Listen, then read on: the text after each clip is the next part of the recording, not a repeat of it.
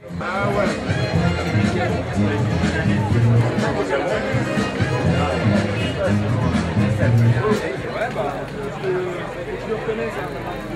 46e Tour de l'Avenir, qui se déroule cette année du samedi 5 au dimanche 13 septembre, comprend 9 étapes pour une distance d'environ 1300 km. Cette course fait partie des 6 épreuves inscrites au calendrier de la Coupe des Nations UCI des moins de 23 ans. Les 4, 5 et 6 septembre dernier, c'était avec une grande fierté que Dreux accueillait le grand départ et la première étape. Les champions de demain étaient à Dreux pour un week-end et la population de toute l'agglomération profitait de cette occasion pour découvrir ceux qui seront peut-être les futurs grands noms du Tour de France.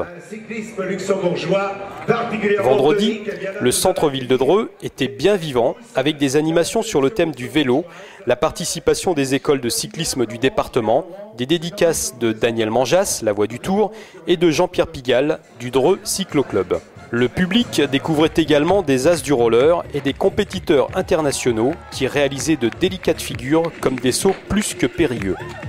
Ce grand show roller était une représentation au profit de l'association Comme à la maison, association d'aide et de soutien aux personnes dans le coma hospitalisées à Dreux. Après un tel spectacle, il fallait oser, à son tour, se lancer dans la randonnée de 3 km encadrée par la police municipale. Le public aime le vélo et il le prouvait en se déplaçant massivement pour applaudir les jeunes champions du Tour de l'Avenir, mais aussi le quintuple vainqueur du Tour de France, Bernard Hinault, qui, à 55 ans, reste le champion cycliste préféré des Drouais. Le sourire aux lèvres et le regard pétillant, Bernard Hinault dédicaçait ses 2 ouvrages. Le Tour de l'Avenir avait dressé son podium Place Mézirard pour présenter les équipes concurrentes. 17 équipes nationales et une équipe mixte composée chacune de 6 coureurs. Étaient représentées les nations suivantes: Portugal, Allemagne, Grande-Bretagne, Pays-Bas, Suisse, Estonie, Ukraine, Espagne, Colombie, Slovénie, États-Unis, Russie, Belgique, Luxembourg.